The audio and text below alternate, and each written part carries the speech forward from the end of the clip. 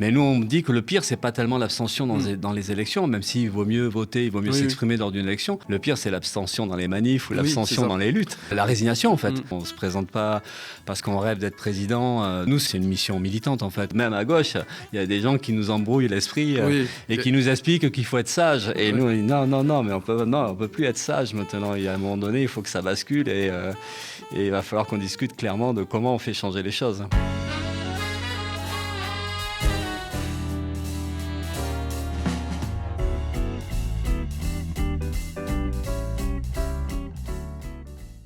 Bonjour à toutes et à tous, bienvenue pour un nouvel épisode du Fauteuil. Aujourd'hui, j'ai le plaisir d'accueillir Philippe Poutou, ancien candidat à la présidentielle et conseiller municipal à Bordeaux, libraire également à Bordeaux. Bonjour Philippe Poutou, merci d'être avec nous. Bonjour. On commence toujours par une question dans le fauteuil, c'est de se demander comment tu arrives dans la politique, quel est ton parcours. C'est quoi le moment qui t'a politisé ? D'abord, je suis ex-conseiller municipal. Oui, pardon, j'ai pas mis à jour, effectivement. Toujours libraire, mais ex-conseiller municipal, donc depuis la fin du mandat là, qui vient d'arriver. Après, mon engagement politique, c'est comme plein de gens, je pense. C'est des choses qui nous révoltent. En général, ça arrive quand on est jeune, mais ça peut arriver plus tard. Moi, ça arrivait quand j'étais au lycée, fréquentation de potes plutôt anards et puis rencontres avec des militants révolutionnaires et puis voilà, ça part comme ça dans une période. Moi je suis assez âgé maintenant.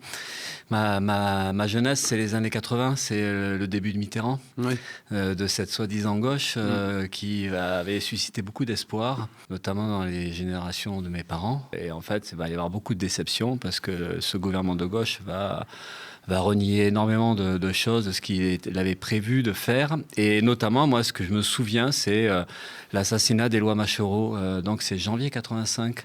Machereau et puis un copain à lui, un autre militant kanak, assassiné par la gendarmerie, par l'armée. C'était sous Mitterrand. Donc, et à l'époque, j'étais à fond. Je pensais d'ailleurs que Mitterrand allait donner l'indépendance à la Kanaki. J'étais quand même, mais j'étais jeune, mais j'ai plein d'illusions. C'était un peu le côté choc, quoi. Le côté oh l'enfoiré. Puis ça a été après derrière, ça avait été le massacre des Kanaks à Ouvéa. Donc cette période-là. Donc moi je pense que c'est ça qui a joué un rôle important dans l'engagement, quoi. Tu as été candidat au présidentiel. Comment on arrive à devenir candidat au présidentiel ? C'est une question qui me je me la pose aussi. Comment on se projette là-dessus ? Et comment tu l'as vécu cette période aussi ? Ça doit être assez. Non, mais là c'est vraiment un concours de circonstances qui fait que je me suis retrouvé là, quoi.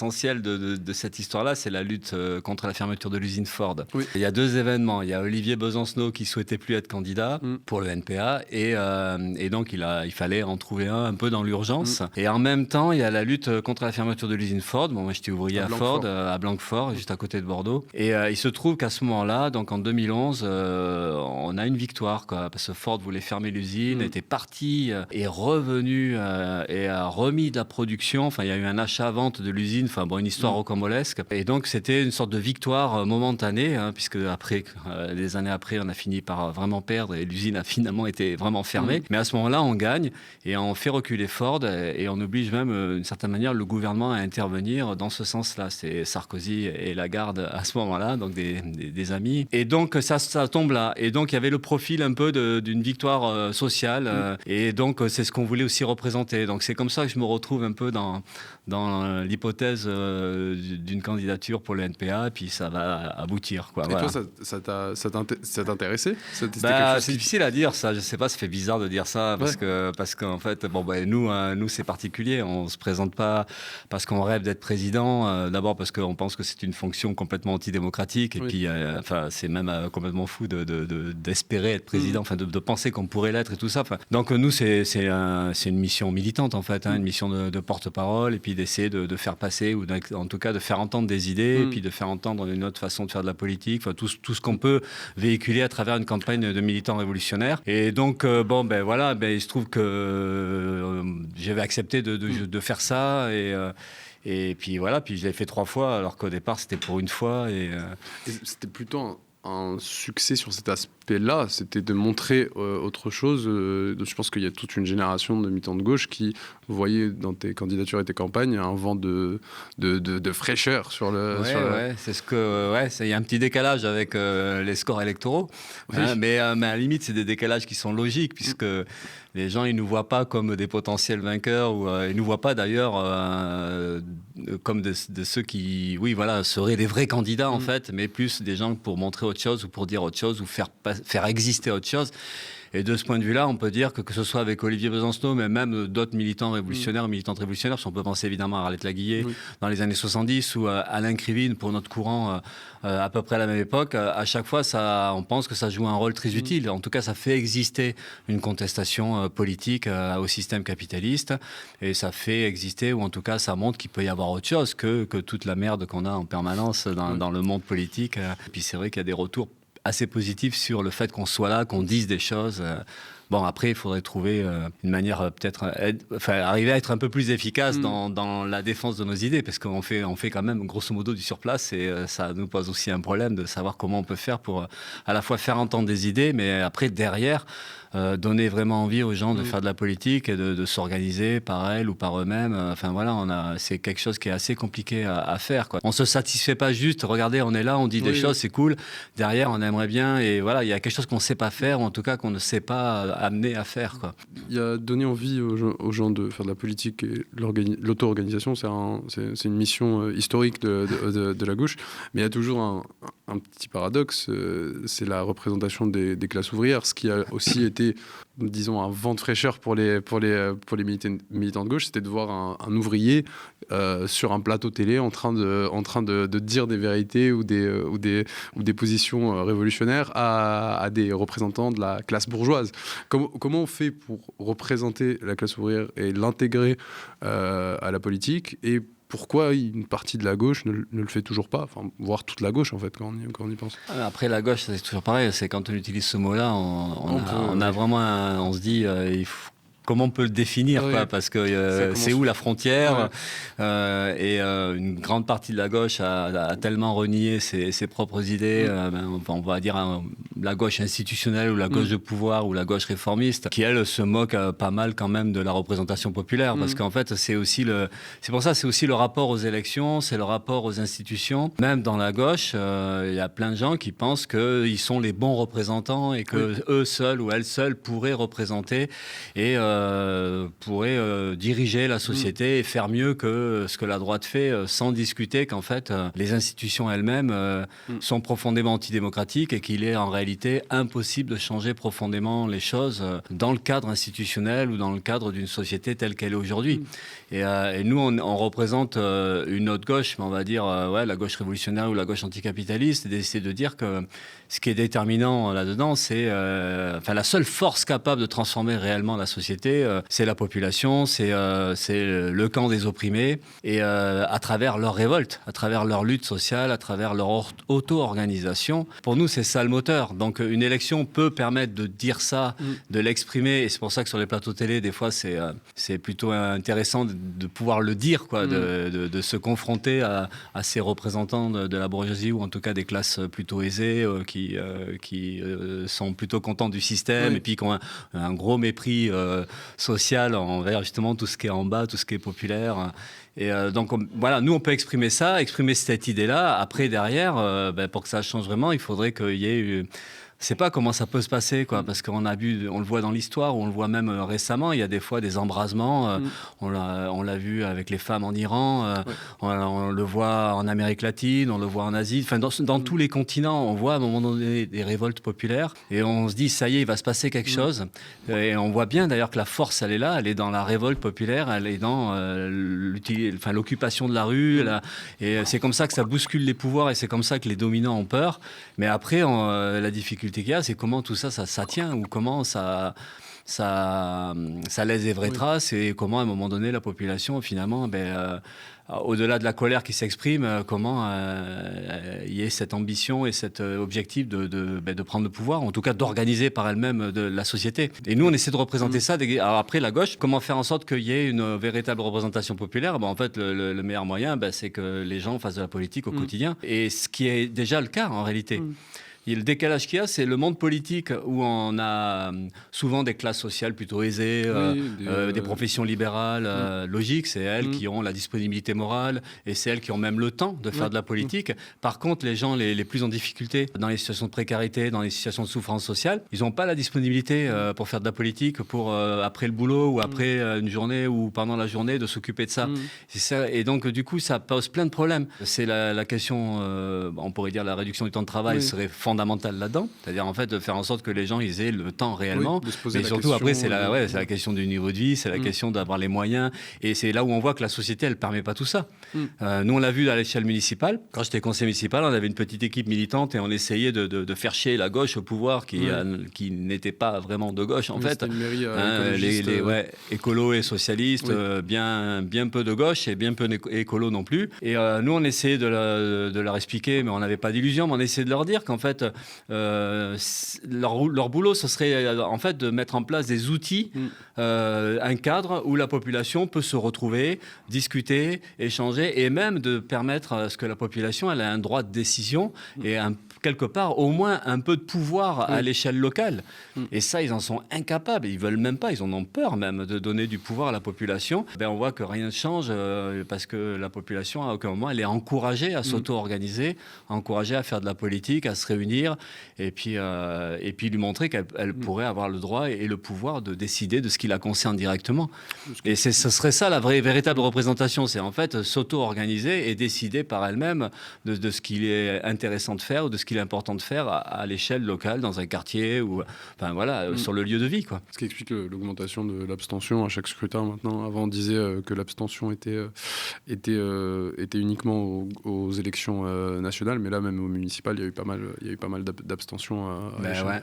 Mais là, c'est la traduction aussi, en tout cas la suite de tout ce qui peut être reniement de la gauche, mais pas que, parce que c'est aussi une société de plus en plus violente, qui casse tous les collectifs, qui écrase, quoi. Alors c'est pas nouveau, il y a toujours eu un écrasement des populations, en tout cas une sorte d'étouffement, et d'empêcher à ce qu'elles puissent se penser autre chose ou penser par elles-mêmes. Oui, ça se traduit par de l'abstention. Mais nous, on dit que le pire, c'est pas tellement l'abstention dans les élections, même s'il vaut mieux voter, il vaut mieux s'exprimer lors d'une élection. Le pire, c'est l'abstention dans les manifs ou l'abstention dans les luttes. La résignation, en fait. C'est quand on n'y croit plus au collectif, on pense qu'on devient fataliste, on pense que ça sert à rien de se battre. C'est ça qui nous coûte cher, en fait. À la limite, s'abstenir aux élections, c'est le moins gênant. Parce qu'une élection, on est tout le temps déçu, de toute façon.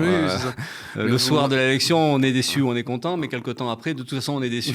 Donc, en fait, le pire, c'est l'abstention dans les luttes. Et ce serait ça, quoi. Comment on peut se retrouver de la confiance et comment on peut à se dire, oui, on a ça à faire au moins, se battre ensemble, se solidariser et combattre justement tout ce qui peut diviser les populations opprimées. Tu as parlé tout à l'heure des médias bourgeois et des séquences que tu as pu avoir dans ces médias dits bourgeois, en tout cas.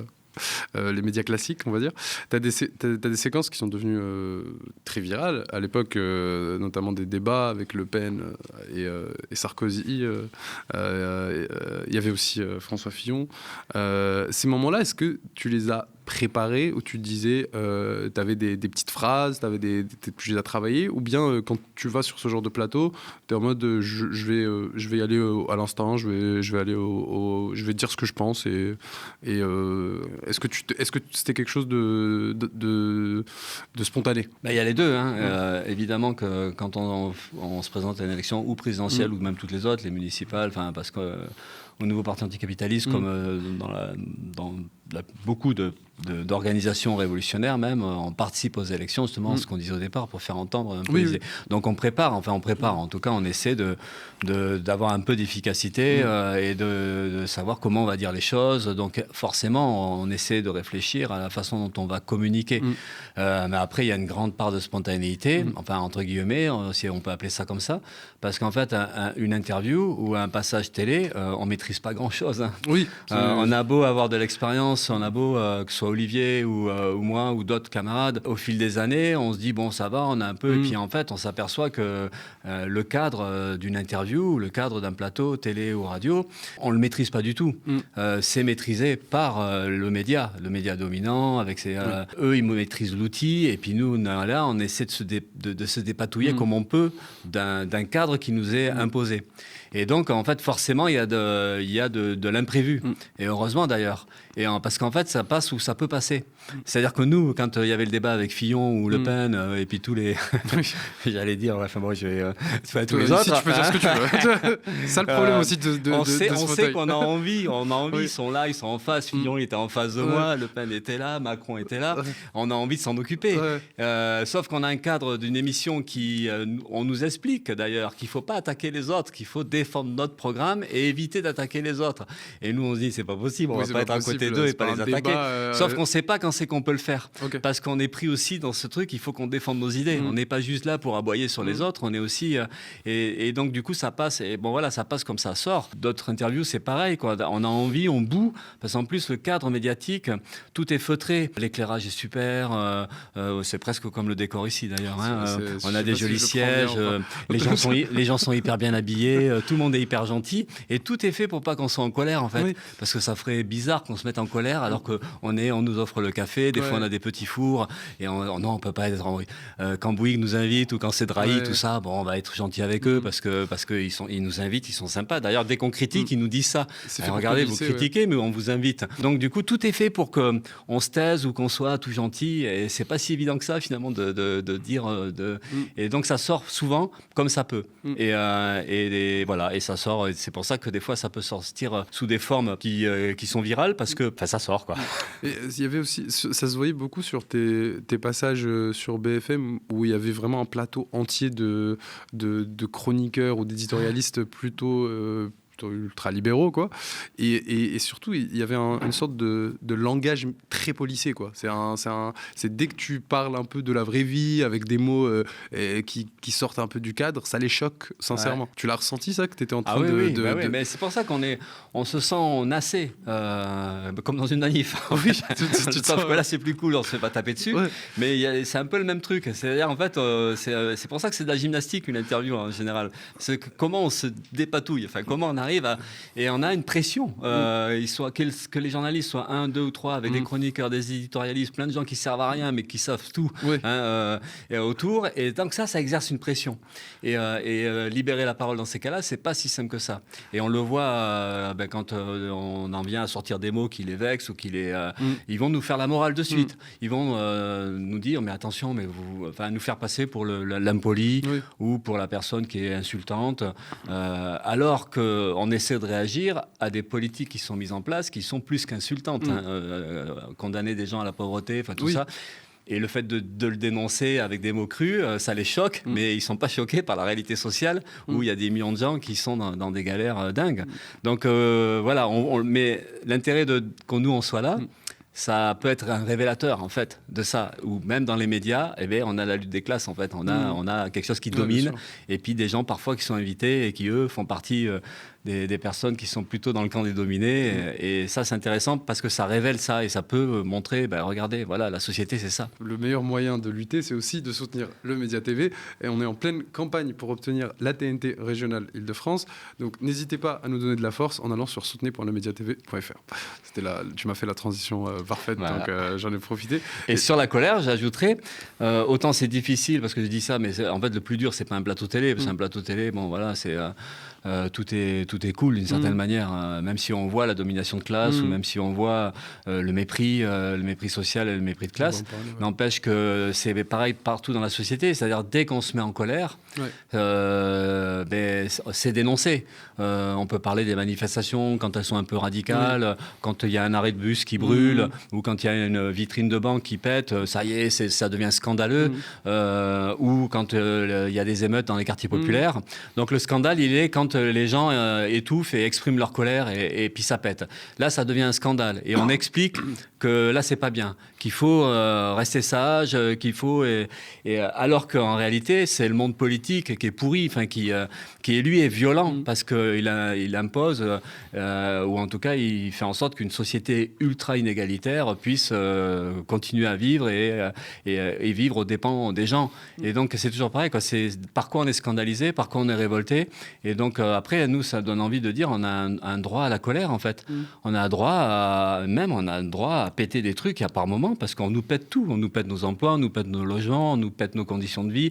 Même les protections sociales, elles nous sont pétées en permanence. Oui. Et nous, on n'aurait pas le droit derrière de péter des trucs pour dire non, là, ça va pas. Donc ouais, il y a le droit à la révolte, le droit à l'émeute. Je pense que ça doit, d'ailleurs, d'une certaine manière, ça faisait partie presque des articles des droits de l'homme, là, les premiers articles où il y a si le peuple est opprimé, il a le droit de se révolter. Moi, je pense qu'il faut le revendiquer, ça. Et d'ailleurs, à l'échelle internationale, c'est le même problème. C'est que c'est des peuples opprimés qui se rebellent et qui utilisent la violence comme outil. C'est automatiquement vu comme du terrorisme ou disqualifié. Mais les armées régulières, légitimes, ont le droit de bombarder en masse, ont le droit de... Ce rapport de classe qui peut exister à l'échelle nationale, ça se voit aussi à l'échelle inter. Et c'était une source de clivage entre le NPA, la France Insoumise, et les partis révolutionnaires et le reste de la gauche. C'était la séquence post-7 octobre. C'était violent comme rupture entre les composants du nouveau Front populaire, on va dire. Mais là, on voit les défenseurs du système et puis les autres, ceux qui sont en opposition au système, effectivement. Après, c'est la question de la légitimité de la violence. L'État et les forces de l'ordre considèrent qu'elles ont elles seules la légitimité de la violence. Donc, oui, effectivement, de décider quand c'est qu'il faut écraser ou quand c'est qu'il faut arrêter, condamner. Et la population qui, elle, est en colère pour des tas de raisons, elle n'a pas de légitimité du tout, quoi. Le seul truc, ce serait qu'elle puisse demander gentiment des choses. Et donc, oui, on voit bien cette ligne de fracture, effectivement. Et on le voit avec ce qui se passe en Palestine. On le voit il y a plein de situations comme ça, on le voit. Et puis en France, on le voit aussi au quotidien dans la répression aujourd'hui contre les manifestants et les manifestantes, contre les militants et les militantes syndicalistes ou sur le mouvement écolo ou le mouvement féministe. On voit bien comment ça bat la répression à la fois policière et judiciaire et comment derrière, il y a tout un discours d'une classe dominante qui va faire la leçon en permanence. Alors les plateaux télé servent à ça, nous mettre de la bouillie dans la tête. Et voilà, donc du coup, nous, il faut qu'on résiste à ça. Et comment on résiste ? Bon, c'est pas simple. D'autant plus que même à gauche, il y a des gens qui nous embrouillent l'esprit et qui nous expliquent qu'il faut être sage. Et nous, on dit non, mais on peut plus être sage maintenant. Il y a un moment donné, il faut que ça bascule et il va falloir qu'on discute clairement de comment on fait changer les choses. C'est la question des manifestations bien organisées. C'est quoi l'expression qui est toujours utilisée bon enfant. Ouais, ne vous empêchez pas, c'était festif, c'est sympa, les manifs du 1er mai, tout ça. Mais des fois, c'est bien aussi quand ça pète, parce que c'est l'expression de quelque chose qui ne va pas du tout. Et même si des fois, évidemment, on aime bien les manifs aussi qui se passent tranquillement, parce qu'une manif, c'est un peu comme une grande réunion, comme une AG. On se retrouve, on discute, et donc c'est vrai que quand ça se passe bien, c'est aussi agréable. On peut le faire en famille, avec des jeunes et des moins jeunes. Donc c'est important aussi, une manifestation qui se passe bien. On n'est pas pour que tout soit bordélisé, mais il y a des moments, la manif, elle ne peut pas être que sage. Parce que derrière, il y a vraiment des choses qu'on a envie de changer. Il y a des choses qui sont inacceptables et insupportables dans ce qui est imposé aujourd'hui à une bonne partie de la population. Et donc, c'est complètement logique. Il y a un moment donné où ça ne se passe pas bien. Et je pense qu'il faut que dans les milieux militants, on puisse à un moment donné se réfléchir ensemble à tout cela, quoi, et à adopter effectivement des modes d'action plus radicaux, mais collectivement. Et arriver à se préparer à une sorte d'autodéfense, à une sorte de protection des manifs, et puis même une sorte d'ambition de passer à l'offensive, quoi, parce qu'on ne peut pas juste comme ça reculer dès qu'on nous attaque. Il y a aussi la question de retrouver suffisamment de force pour dire oui, mais à un moment donné, oui, c'est fini, on sera plus sage et on va utiliser des méthodes un peu différentes. Ça se justifierait complètement aujourd'hui, quoi. Et il y a une analyse assez présente à gauche sur la responsabilité du Parti socialiste dans la faiblesse de la gauche et dans la faiblesse du peuple de gauche, disons, notamment suite à la déception du mandat Hollande, ou même encore, si on revient plus loin, à Mitterrand. Ah ouais, tout à fait. Tu as aussi été candidat du Nouveau Front populaire. Est-ce que ces alliances Nouveau Front populaire, NUPES, est-ce que c'était des choses qui avec du recul, est-ce que c'était utile de donner autant peut-être d'importance à des partis comme le PS, qui pour le coup était dans une position assez faible, notamment en 2017? Ouais, c'est surtout la NUPES où on pourrait reprocher à l'AFI d'avoir plus compté sur le PS que sur sa gauche, c'est-à-dire sur les forces révolutionnaires, parce que priorité a été donnée au PS et qui a retrouvé toute sa place et qui a retrouvé un peu de force à ce moment-là. Oui, et c'est vrai qu'il y aurait pu avoir une autre discussion politique, mais ça c'est le problème qu'on a avec l'AFI, c'est que l'AFI n'aime pas rendre visible ce qui existe à sa gauche. L'AFI, c'est le... Alors, c'est contradictoire parce que l'AFI refuse d'être taxé d'extrême gauche. Non, on n'est pas d'extrême gauche. Mais en même temps, ils veulent bien apparaître comme ce qu'il y a de plus à gauche dans le paysage politique. Okay. Les plus indépendants, les plus radicaux, les plus anti-institutionnels, ce qui n'est pas vrai. À la gauche de l'AFI, il existe des forces politiques relativement faibles, ça c'est sûr.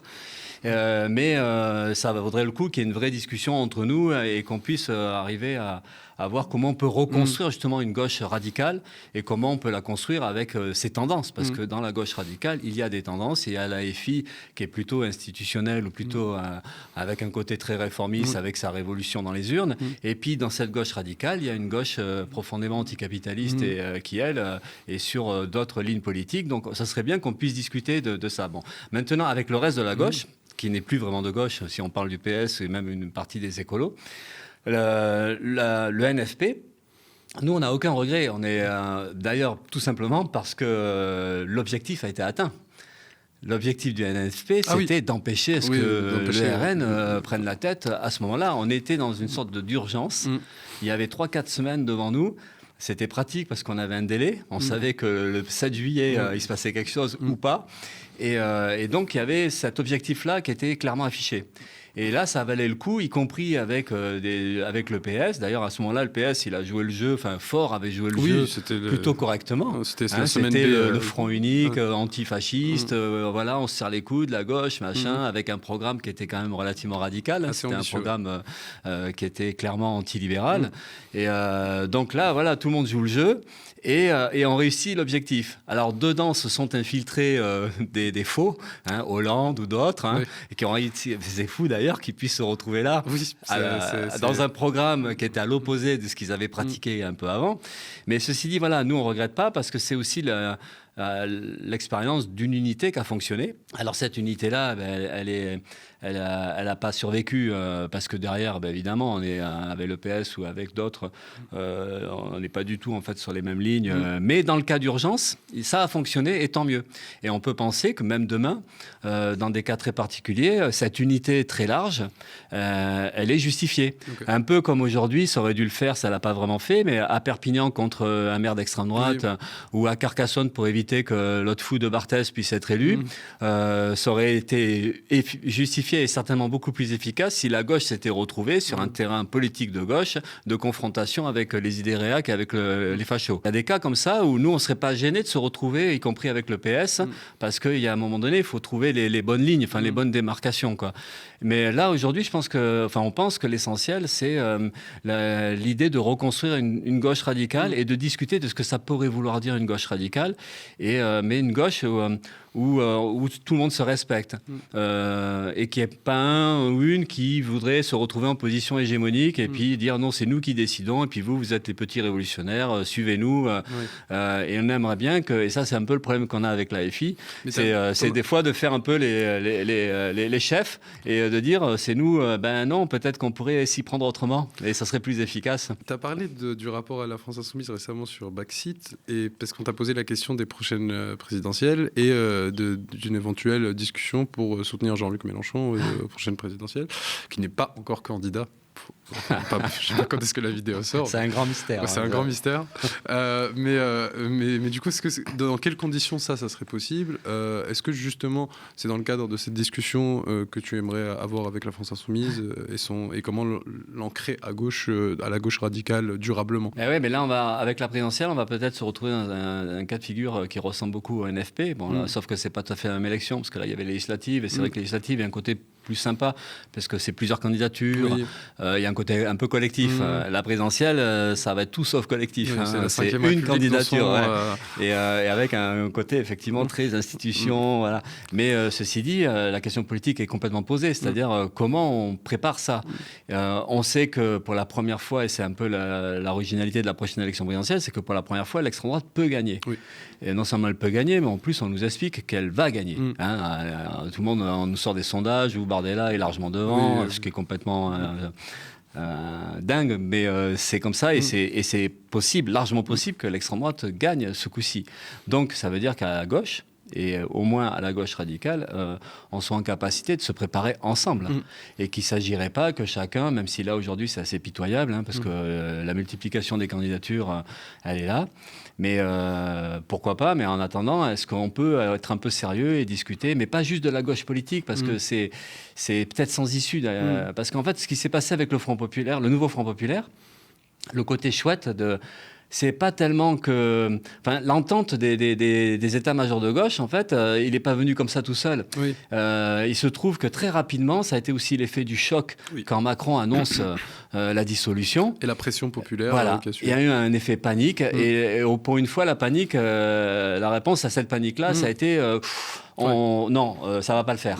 Et il y a eu effectivement une mobilisation populaire et il y a eu des manifs le dimanche soir et le lundi soir, des manifs très importantes et pas qu'à Paris. Ça a été, nous on était à Bordeaux, c'était des super manifs avec une jeunesse qui et ça a mis la pression.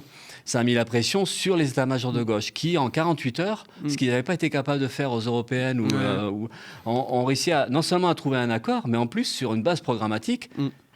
Qui était assez clair et qui reprenait à peu près des tas de revendications du mouvement social, syndicaliste, antiraciste, LGBT, féministe, écolo. Enfin, c'était vraiment, il y avait quelque chose qui ressemblait à tout ce que nous, sur quoi on se bat au quotidien. Et ça avait fonctionné. Et là, on se dit que ça serait le truc à refaire. Mais est-ce qu'on va pouvoir le refaire ? Mais c'est obligé qu'il faut une pression populaire. C'est obligé qu'il faut une mobilisation. Il ne faut pas laisser les états-majors ou les partis de gauche faire tout seuls parce qu'ils ne feront pas. Il faut une pression. Et les seuls qui sont réellement unitaires, en fait, qui ont la vraie préoccupation sincère unitaire, c'est dans les milieux de base, enfin les milieux militants de base. Là, on sait qu'il y a une véritable préoccupation unitaire. C'est pas vraiment le cas dans les milieux dirigeants, on le voit. Donc voilà, mais c'est pour ça qu'il faut qu'on bouscule. Et au-delà de la question des présidentielles strictes, c'est tout simplement la question d'un climat social. S'il y a un climat social où il ne se passe pas grand-chose jusqu'au présidentiel, oui, malheureusement, on pourrait penser que la suite est écrite. Il faut qu'il y ait quelque chose qui se passe dans la rue, il faut qu'il y ait quelque chose qui remette en cause un peu tout ça, qui bouscule le monde dominant et qui permette à ce que du côté des opprimés, il y ait une confiance qui revienne. Et justement, c'est pas juste l'idée d'une élection, c'est l'idée que pour changer un rapport de force dans la société, ça sera bien plus profond que la question de la présidentielle. C'est qu'il faut se remobiliser, il faut reconstruire, il faut remettre en place des cadres de solidarité, des cadres de lutte un peu partout. Et c'est aussi l'enjeu dans la période qui vient. Parce que c'est aussi une période qui va être extrêmement politique. C'est ça qui est aussi l'enjeu, c'est comment l'exploiter. Et notamment, tu parlais du risque de l'arrivée au pouvoir de l'extrême droite. Sur le fond, on a l'impression qu'ils ont déjà gagné parce qu'il y a une victoire des mots de l'extrême droite dans le champ médiatique. Il y a on entend maintenant régulièrement le mot d'ensauvagement, de grand remplacement, de wokisme. Tous ces mots, comment on fait pour mener la bataille tirer vers la gauche? Comment on fait pour gagner cette bataille culturelle? Est-ce que la gauche a déjà perdu la guerre des mots, finalement? On ne sait pas. Enfin, si on savait comment faire, je pense qu'on a fait la démonstration qu'on ne savait pas faire, je pense, de ce côté-là. Mais on sait aussi que des retournements ils peuvent avoir lieu un peu n'importe quand. En tout cas, il y a toutes les raisons pour se révolter aujourd'hui, il y a toutes les raisons pour se mettre en colère, on le sait. Il y a toutes les raisons de faire en sorte qu'il y ait un nouveau mouvement des Gilets jaunes. En fait, d'ailleurs, on était presque surpris qu'en septembre dernier, le mouvement Bloquons tout, on se disait tiens, ça va redémarrer. Et puis non, ça n'a pas redémarré. Et puis même là, avec l'augmentation de l'essence, on se dit tiens, il y a les conditions pour. Donc on sait puis il y a vraiment de la misère, il y a vraiment de la souffrance de partout, qui fait que ça peut péter n'importe quand, y compris dans les quartiers populaires. L'assassinat de Naël avait provoqué un embrasement dans des quartiers populaires et on peut penser que ça va le refaire et c'est pas la répression policière et judiciaire ça stoppera pas ça parce que il y a trop de misère et trop de racisme, trop d'écrasement des gens pour que ça n'ait pas lieu à nouveau. Donc voilà, mais sauf que nous militants et militantes on aimerait bien avoir une utilité qui est celle de préparer ça parce que ça vient tout seul, mais en vrai ça vient pas complètement tout seul. Ça veut dire dire qu'il faut qu'on ait un peu confiance, il faut des cadres. Et d'ailleurs, surtout dans les quartiers populaires, on le voit bien aussi, ce décrochage avec la gauche politique est quand même très problématique. Ils sont complètement seuls, complètement abandonnés. Et après, on peut toujours, même la gauche, elle va reprocher aux révoltés dans les quartiers de dire vous pétez des portes de mairie ou vous brûlez des écoles, mais vous êtes cons, il faut pas faire ça et tout ça. Mais sauf que c'est facile de dire qu'ils sont... c'est qu'en fait, faisons en sorte que ça se passe différemment et que l'expression de la colère, elle puisse se faire un peu différemment. Et ça pose la question de structuration politique, de réorganisation, et puis encore une fois, d'autogestion, et puis de donner les moyens à des gens, jeunes ou moins jeunes, de s'organiser. Voilà, donc c'est ça qui va compter. Et donc, par rapport à la question... on peut penser aujourd'hui qu'on a pris largement du retard, à la fois par rapport à l'ultralibéralisme, évidemment. Il y a une destruction des conditions de travail et des conditions de vie depuis 40-50 ans, et on n'a pas su l'empêcher, on l'a un peu freiné, mais pas empêché. Et maintenant, on a ce qui va avec, le triomphe un peu, quelque part, de l'idéologie réactionnaire, le racisme décomplexé. On l'a vu avec le nouveau maire de Saint-Denis. Enfin, c'est complètement fou, les réactions de merde, les réactions, mais c'est fou. Mais bon, on savait que ça existait quand même. Et donc, il y a le racisme, même le sexisme, le patriarcat, tout ça. On voit bien que c'est pas fini du tout, que tout ça, ça revient. Et en fait, d'une certaine manière, il y a toute une violence de la classe dominante et de tout ce qui va avec, qui est comme une réaction à une peur qu'éventuellement elles auraient d'une explosion sociale, d'une explosion, d'une révolte des opprimés contre toute forme d'oppression. Enfin, on peut penser qu'ils ont pris une longueur d'avance, les dominants, mais c'est pas pour ça que la bataille est perdue. Et même si on se sent mal barré, ou même si on sent des fois, on se sent un peu pessimiste par rapport à la situation, parce que c'est pas que la France. Quand on voit Trump d'un côté, Netanyahou, Poutine, toutes ces dictatures qu'il peut y avoir à l'échelle de la planète, c'est flippant. On se dit qu'on est très très mal barré. Mais en même temps, des peuples partout en colère qui doivent se révolter, c'est ça qui... Voilà, et on espère ça. Mais nous, militants, militantes, c'est comment on peut aider à ce que ça s'organise, quoi.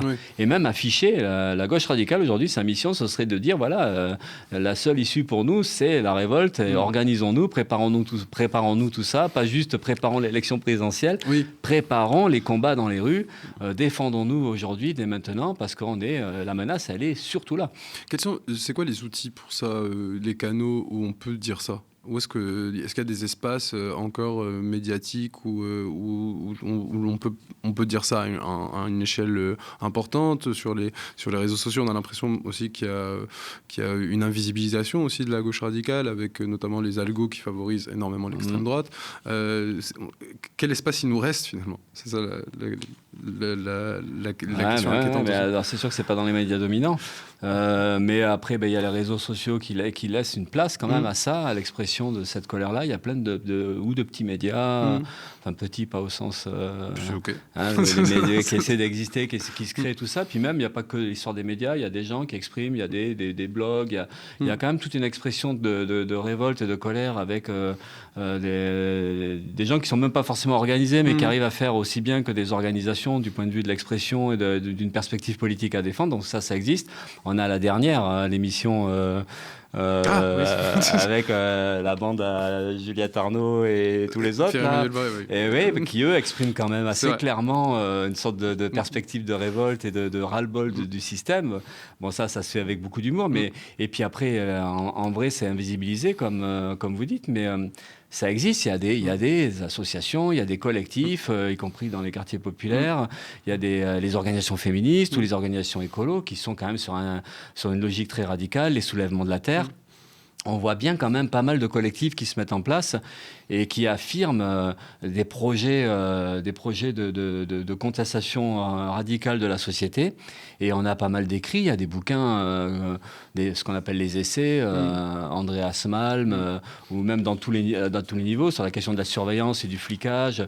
Il y a pas mal de choses qui s'écrivent, qui se racontent, qui se décrivent, et qui expliquent que, bon voilà, il y a tout ce qu'il faudrait qu'on démonte, tout ce qu'il faudrait qu'on... Donc il y a plein de choses qui existent aujourd'hui. Après, ce qui nous manque, c'est C'est se coordonner, c'est s'appuyer, parce que chacun est sur un couloir, et comment on peut faire le lien entre le boulot des humoristes engagés, le boulot des universitaires, sociologues, politologues, et puis après les collectifs militants LGBT, féministes, écolos, enfin comment tout ça, ça peut se coordonner et déboucher sur une vague de mobilisation populaire. Après, pour le coup, c'est la même problématique dans les médias indés ou les médias dits alternatifs de gauche, c'est que chacun est dans son couloir et il y a très peu de travail collectif parce qu'il ne voit pas l'aspect bataille culturelle, mais plus ils se disent on est en concurrence, quoi. Enfin, donc il y a une volonté d'invisibiliser un peu, chacun veut faire concurrence à l'autre, donc c'est un peu ce que tu décrivais sur la France insoumise, qui a une position de on veut pas montrer qu'il y a plus à gauche, il y a plus à gauche que nous. C'est ça la difficulté, c'est de fédérer. C'est sûr que nous on le voit quand on milite, et c'est peut-être aussi des fois ça qui rend difficile d'attirer des gens dans le milieu militant, parce que le milieu militant il est pas forcément très cool, quoi. Il est pas sain, ouais. Je sais pas comment dire pour pas être trop méchant, parce que je fais partie du milieu militant. Mais c'est un milieu qui est très concurrentiel. Il y a beaucoup d'ego. Même il suffit pas d'être gros pour avoir les défauts sectaires et tout ça. On peut être très petit et très sectaire, et on peut penser que c'est nous qui avons raison et pas les autres. C'est exactement la même chose en journalisme, t'inquiète pas. Mais voilà, mais c'est ça. Mais dans le monde politique, parce que là on dit les organes politiques elles sont cons parce qu'elles sont divisées, tout ça. Mais malheureusement le milieu associatif est aussi comme ça. Pareil, Le milieu associatif il est pris dans des logiques de concurrence, les appels à projets, avoir les subventions. Et comme il y en a de moins en moins, la concurrence elle est encore plus acharnée. Et on voit des milieux qui pourraient être solidaires, construire ensemble. Ben non, c'est un peu l'inverse qui se passe. C'est chacun pour soi. Et c'est vrai dans le syndicalisme, les divisions elles sont partout. Et donc c'est vrai dans les corporations. Et ça c'est difficile, c'est même assez démoralisant de voir que le milieu militant il soit là-dedans. Et des fois on a envie de dire bon allez basta, on lâche l'affaire parce que c'est pas cool du tout. Et c'est pour ça qu'on se dit aussi qu'il y a besoin d'oxygène. Enfin le milieu militant il a besoin d'oxygène parce que comme il est un peu réduit. Suite à plein de gens qui croient plus, qui arrêtent de militer parce que c'est dur ou parce qu'ils y croient pas. Et du coup, on étouffe un petit peu quand même. Et ça rend pas intelligent d'étouffer quand même. Et on a besoin d'oxygène. On a besoin on sent bien qu'il y a besoin de quelque chose que les gens. Comment on élargit, voilà. Comment on fait. Et le problème qu'on a, c'est que quand on est petit et con, on n'attire pas. Et pourtant, voilà. Et pour grandir, il faut attirer, il faut donner envie, donner confiance. Et c'est ça qu'on sait pas faire. Mais c'est pour ça que aussi, quand il y a des explosions sociales, c'est ça qui est salutaire aussi, c'est qu'il y a un apport, il y a quelque chose qui se passe, et puis à la limite le milieu militant, hop, il est embarqué dans quelque chose qu'il ne maîtrise pas, et puis il s'enrichit comme ça, et on espère ça, quoi. Mais voilà, on est un peu coincé pour l'instant. Mais bon, je dis ça, mais à tous les coups, il se passe quelque chose très rapidement. D'ici que l'interview sorte, on a pris à lire. On va finir sur la partie culture qu'on fait souvent dans le fauteuil. En plus, on a la chance de recevoir quelqu'un qui travaille en plein dedans, donc c'est super. Mais avant de parler bouquin, on va parler musique. 3 artistes que tu écoutes en ce moment, ou 3 albums, 3 artistes qui sont dans ta playlist. Alors on a réfléchi avec Béatrice. J'ai spoilé la question. On savait que ça demandait ça, mais les artistes, nous on a envie de mettre en avant Rebecca Warrior, mais qu'on apprécie, mais qu'on a découvert tout récemment parce qu'elle est venue à la librairie, parce qu'elle avait écrit un bouquin Toutes mes vies, elle raconte une expérience personnelle et tout ça. Puis du coup on a eu la curiosité de la découvrir parce qu'on la connaissait pas, et c'est super chouette. Et elle est sympa, donc on avait envie de mettre son nom. On avait envie de parler aussi de Théodora. Je connais pas Théodora, j'ai jamais été la voir, j'écoutais un peu la musique parce que en fait c'est nos enfants qui adorent et qui sont allés au concert il y a pas longtemps, et on a vu que c'était un personnage très jeune, mais qui semblait très chouette, en tout cas bien engagé, antifasciste. Non, on connaît quelques musiques comme ça, parce qu'on a eu la curiosité d'écouter un peu, mais donc on avait envie de la citer parce que c'est rassurant de voir qu'il y a des artistes qui s'engagent à ce point-là, quoi, assez radical. Bon, antifascisme évidemment sur la question anticoloniale ou antiracisme, ce qui paraît logique parce qu'elle est d'origine congolaise. Oui. Mais ouais, donc on avait envie de dire son nom. En plus, elle a appelé à voter LFI, Oui, NPA voilà, et la vraie gauche. Ouais, elle est sur la gauche. Donc c'est assez rare de on voir va ça. lui envoyer l'extrait pour qu'elle t'envoie Ah ouais. des billets de concert. Mais c'est vrai que c'est chouette parce que c'est rare. Et puis puis elle fait, enfin voilà, il y avait un côté, on avait envie d'en parler, mais tout en sachant que voilà, je la connais pas, je sais pas. Et puis le troisième artiste, Tiken Jah Fakoly. Ok. Voilà. Moi connais pas du j'adore. tout. Je suis fan depuis très très longtemps. Et on a vu en concert il y a pas longtemps à Bordeaux. Et pareil, Ouvrez les frontières, cette chanson-là qui est superbe. Et donc en fait c'est toute la révolte des peuples d'Afrique contre le colonialisme, contre le racisme, les dégâts du colonialisme, la division des peuples et tout ça, c'est super bien. Et donc voilà, donc c'était pour citer son nom. Et là, il est plus ou moins en tournée avec acoustique, là, avec ses grands morceaux, enfin, tous ses morceaux. Voilà. Donc on avait envie de citer son nom aussi. Donc j'ai peut-être tu t'as peut-être déjà fait la transition, mais ton dernier concert? Mais c'était. Alors on savait pas trop si c'était Tiken Jah Fakoly à Bordeaux ou si c'était Didier Vampas. On a vu Didier Vampas il y a pas longtemps. À Bordeaux? À Bordeaux ou à Paris. Je regarde là, ça se fait pas.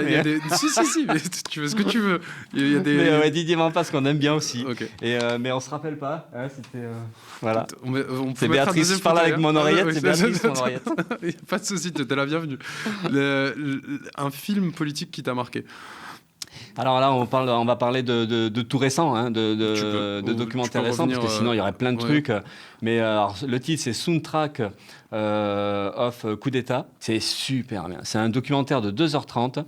C'est l'assassinat de Lumumba. Okay. Patrice Lumumba, donc en 1960. Lutte anticoloniale, c'était le Congo, pour l'indépendance du Congo. Il a été Premier ministre et tout ça. Et ça raconte cette histoire-là sur 6 mois à peu près, entre la déclaration de l'indépendance, c'était une colonie belge. En juin, 30 juin, c'est la déclaration d'indépendance. Et en janvier suivant, il est assassiné. Et là, le documentaire, il est extraordinaire. Il y a plein de musique, les stars du jazz noir de l'époque, qui étaient des fois instrumentalisées par les États-Unis. Mais c'est fabuleux, quoi. Donc on voit cette musique-là, ces artistes-là, et en même temps cette lutte décoloniale de Lumumba et puis ses amis, et avec de la musique. Et c'est un super documentaire. Et on est à fond avec Lumumba enfin voilà, donc ça c'est le truc qu'on a vu récemment à Utopia à Bordeaux, un chouette cinéma à Bordeaux. Okay. Et on a vu aussi un super documentaire sur Francesca Albanese. Ah oui, de Disunited Nations, je crois. Oui, tout à fait, c'est celui-là. Et on voit ce personnage d'Albanese qui est quand même assez extraordinaire, de courage. Et là on voit, au-delà de Francesca Albanese, tout le combat de dénonciation du génocide, et puis toutes les pressions qu'il y a, et puis comment et heureusement qu'il y a une résistance à cela, quoi. Donc vraiment le documentaire, il est super bien. Ouais, Christophe Cottré qui a aussi fait le documentaire White Power l'année dernière. Oui, j'ai pas vu, mais ouais. Qui est très bien aussi.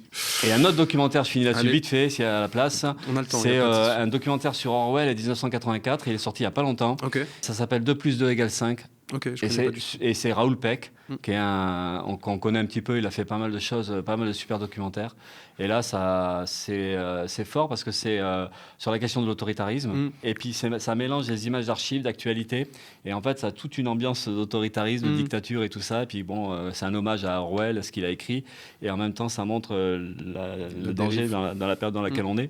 Et il y en a qui disent que c'est trop dur, que c'est flippant, démoralisant. Mais moi, je pense que ça peut donner envie de se battre, quoi. Donc, le documentaire est vraiment super bien aussi. Un bouquin que tu recommanderais à des gens pour comprendre le moment qu'on traverse ou la situation politique qu'on traverse? Alors, en tant que libraire avec Béatrice, justement, on a plein de bouquins là. Et alors, pour parler des bouquins qui viennent de sortir, là, il y en a un, c'est Laisser brûler le feu. C'est ça. C'est extraordinaire. C'est écrit par un universitaire de Lille. J'ai plus son nom. Okay. Et un Américain qui a vécu des événements, parce que ça raconte en fait la répression à Philadelphie d'un groupe anticapitaliste, un peu secte, mais très militant et à la fois antiraciste, anti-colonialiste. Ça s'appelait MOVE. C'était le nom de cet orga qui a été... il y a une intervention militaire en plein quartier populaire de Philadelphie en 1985. Et donc ça raconte ça, un événement que nous on connaissait pas et que même la population de Philadelphie a oublié. Ça a été invisibilisé et ils ont lâché une bombe sur une maison depuis un hélicoptère et ça a cramé 60 maisons d'un quartier noir et un truc de dingue quoi. Et le bouquin c'est comme une enquête et ça raconte ça et ça raconte tout l'empire, enfin toutes les saloperies américaines, le racisme qui a jamais disparu aux États-Unis et la difficulté pour les quartiers populaires et pour les Noirs en particulier de se défendre. Et le truc est super bien, ça parle de Mumia Abu Jamal parce qu'il était journaliste à Philadelphie dans ces années-là. Il a été arrêté au début des années 80, qui est toujours en prison d'ailleurs. Et le bouquin, il est extraordinaire. Et ça montre un peu tout ça. Et il sort là. Et nous, on a adoré tous les deux. Et puis il y a Habibi. Je l'ai pas lu celui-là, mais Béatrice l'a lu. Okay. Et c'est sur Beyrouth. Et c'est un roman qui vient de sortir. Et Béatrice dit que c'est vraiment super bien à lire. Ça parle de... Et le Liban aujourd'hui est quand même d'une actualité dramatique. Déchirante. Voilà. Habibi Beyrouth, ça s'appelle. Ah oui, Habibi Beyrouth. Et l'autrice... Mais tu sais que Habibi en arabe ça veut dire mon amour. Ah non. Et du coup, quand tu t'es retourné, je t'ai vu parler à Béatrice en disant Habibi. Je me suis dit qu'est-ce qui se passe. En fait, il parle arabe depuis le début. J'avais pas le livre. Merci beaucoup Philippe Poutou de nous avoir fait le plaisir d'être avec nous sur cet épisode du fauteuil. Merci pour l'invitation. Mais avec grand plaisir. Tu reviens quand tu veux. Ah ouais, quand je veux. Je pense que tout le monde sera unanime dans la rédac là-dessus. Merci beaucoup à vous de nous soutenir et de continuer de permettre que ce genre de format existe. Donc, comme je l'ai dit tout à l'heure, on est en pleine bataille pour obtenir la TNT régionale Île-de-France. N'hésitez pas à continuer de nous donner la force sur soutenez.lemediatv.fr.